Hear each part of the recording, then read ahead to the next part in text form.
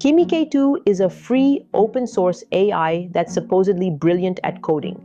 So I spent a week testing it, and my experience was a complete roller coaster. Brilliant results one moment, broken the next. Between waiting forever for code and working with a black box that makes mysterious decisions, is this worth the hype, or just proof that you get what you pay for?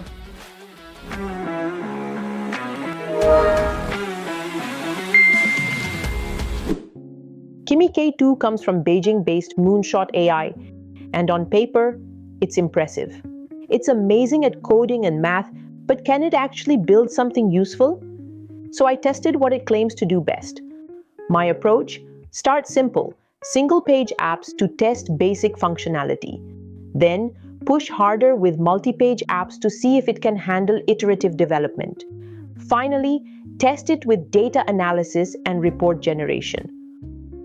Along the way, I discovered what worked, what failed spectacularly, and what left me scratching my head. And most importantly, is it worth your time? So, let's put those coding skills to work.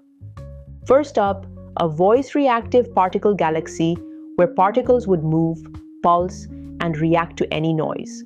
The louder the noise, the more dramatic the reaction.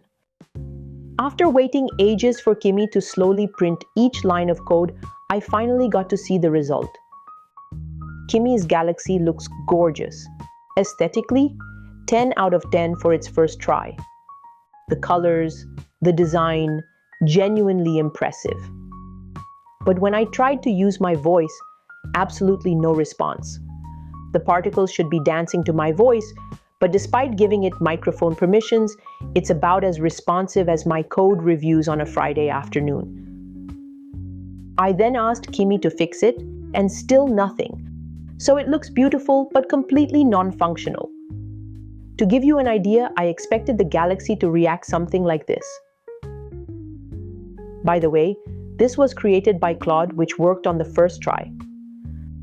But then, Kimi surprised me. I asked for a voice-controlled smart home interface and Kimi absolutely nailed it. The voice detection actually worked this time.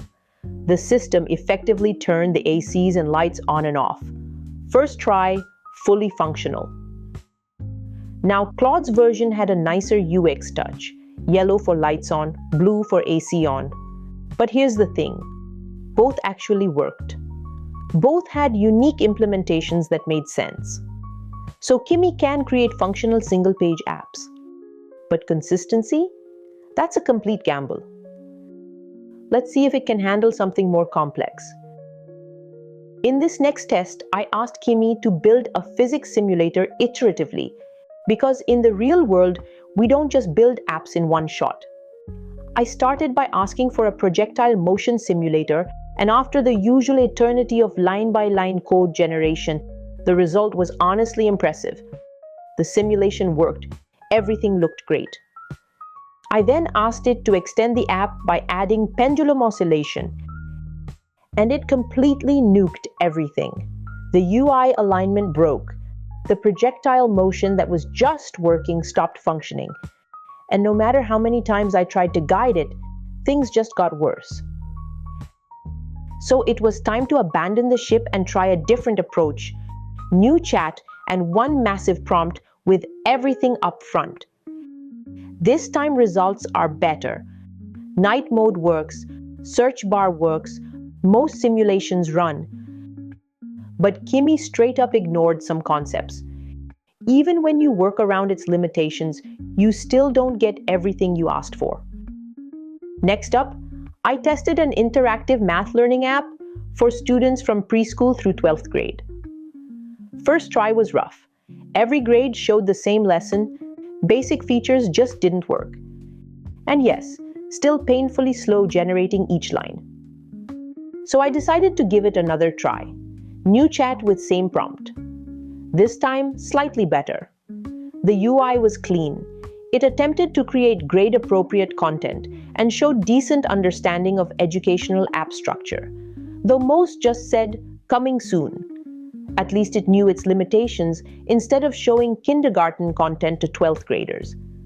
But the same bugs persisted. Infinite apples and broken interactions. Here's something I noticed throughout all these tests. Kimi seems to perform slightly better when you give it the same prompt in a new chat. It's like the model improves when it encounters a problem again. But who has time for that? I can't keep starting new chats, waiting forever for code to generate, hoping this time it'll work. That's not development, that's the definition of insanity. I gave Claude the same challenges. All simulations in the physics app worked, plus it added real-time data and educational notes about real-world applications. The math app came out even better. Clean UI, actual lessons for each grade. Now, I'm not saying Claude nailed it on the first try. It didn't. But here's the key. I could iterate. I could build on what worked. So I also gave Kimi a few pure math questions, and it responded well. But the real test is applying those math skills to actual problems. That's where things got interesting. I gave it a data set of coffee shop and asked for a revenue dashboard.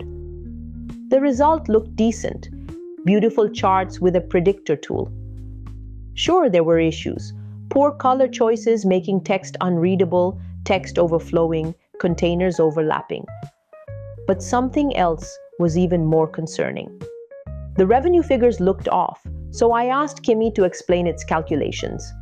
It only used the first 20 rows, so it basically made assumptions without telling me, and confidently served me a dashboard with only 1% of the data. So I turned to Claude for the same dashboard.